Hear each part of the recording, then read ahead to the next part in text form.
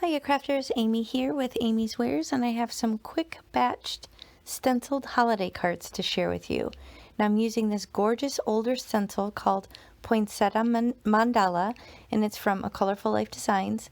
I do have a coupon if you shop, so be sure to use that at checkout and save some cash. I have this stamp set and ink pads from Catherine Pooler. I'm just going to use this rouge and sangria color. I do end up getting out the pink color, but I don't end up using it on these cards. But I have my blending brushes from the Rabbit Hole Designs. I'm just basically going to stick with this one red color family brush for these cards. And I do have 6 card bases ready to go. These are A2 size Nina Classic Crest Solar White 110-pound cardstock. Now here's a photo of the finished cards. These came together really super quickly. They're nice and flat, single layer. They'll be easy to ship come Christmas time and exactly what I'm looking for. So if you're in the market for some quick yet still pretty holiday card ideas, then maybe think about your stencils. And if you aren't familiar with the Colorful Life Designs, then I definitely recommend checking out the shop. They are a small woman-owned business in Texas. She manufactures all of these stencils herself, and there are literally hundreds to choose from, so many options. But this design is really super quick and simple and easy to mass produce if you need to make a lot of cards. So I'm going to start with this rouge color. Now I did just refill all my little mini ink pads today, so they are extremely juicy. So on some of them you'll see that I really kind of got under the stencil. That's just because I literally just refilled these and they are just kind of chock full of ink. So they will dry out and get used up as time goes on, but if you see some really saturated areas, that's because I did just refill these. But normally if your ink pad isn't that juicy, or if you don't push too hard, I probably came at it a little too heavy-handed, then you won't have this issue. So I'm just kind of going heavier-handed in spots and lighter-handed in others, and just switching in between this rouge and the sangria color just to kind of give some variance in color. So you'll see I'm kind of using residual ink on future cards and switching it up a little bit. So every card is not exactly the same. There's kind of different variances in terms of the 2 different reds that I used, but I did only stick with that one ink brush, or blending brush rather, and those 2 ink pads for all 6 of these cards. So I'm just going to set this aside and then get out the stamp and load it up in my mini MISTI to kind of put it right in that lower right corner where I deliberately left the space open on the composition. So I'm just going to load that up, and then basically I'll be able to stamp in that same spot on all the other 5 cards. So this is a way to really save some time with your batching and not have to slow down. So you'll see I'm going to stamp this one card, and then I'm just going to go ahead and stamp all the other 5 card bases as well, even though they aren't stenciled yet.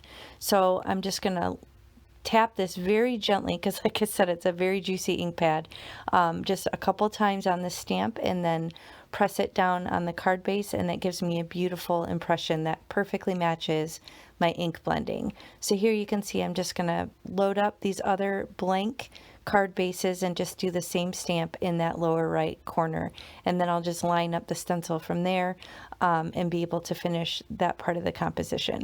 So you can see here it's same thing for all 6 of these cards. Just using my press tool from Tailored Expressions just to get nice even pressure when I'm stamping, and using that magnet to really hold the card base down into that right corner of the MISTI. So as you can see here, I didn't get a perfect impression. I can come back in and do it again. So that's the beauty of the MISTI, not only for mass producing, but also to kind of stamp again if you need to.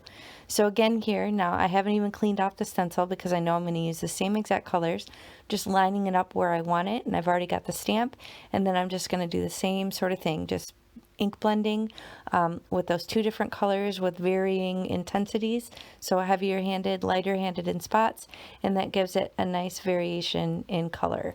So you can see I'm just working through this here. Very simple ink blending, nothing too complicated, and that really allows you to just work quickly and move on to the next. So you can see I ended up doing that on this card, and I have actually all 6 cards ink blended and stamped, and now I'm coming in with some blingage. I have some iridescent sequins that I'm spilling all over my desk as usual. And I'm just putting down some little dots of liquid glue, and I have my jewel picker here, and I'm just laying them down in odd numbers. Now, on some of them where I kind of went under the stencil and it was not clear white lines, I did end up using sequins to cover up some of those mistakes. So don't be afraid to, have a sequin moment and cover up your little mishaps with some sequins. Now, this is my sentiment book, which you may have recently seen. I have loaded up with these fabulous stamps from LDRS Creative. Their stackable sentiments are one solid stamp and one solid die, and it cuts them all out in one pass. And then I store them in my sentiment book with all my other die cut sentiments, just so I have a bunch ready to go, and it lends itself perfectly for my batching process, so it's not going to slow me down to put something on the inside of the card. So I picked 6 of those, just liquid glued them on the inside of the card, and here are the 6 finished cards. You can see some are a little bit more of the sangria color, some are more of the rouge color, but just like poinsettias in real life, there's all different colors. So I was happy to switch it up and get a little bit of a different look on every single card in terms of the placement or the ink blending, but all of them have that same sentiment strip on the inside. And that's going to finish those cards. They came together in a jiffy, and I could make a bunch more if I needed to. So if you need some quick batching card ideas, I hope you found that helpful. Do be sure to check out my Christmas playlist, where you can find lots more inspiration for your holiday cards. And I appreciate you watching. I'll catch you next time. Bye.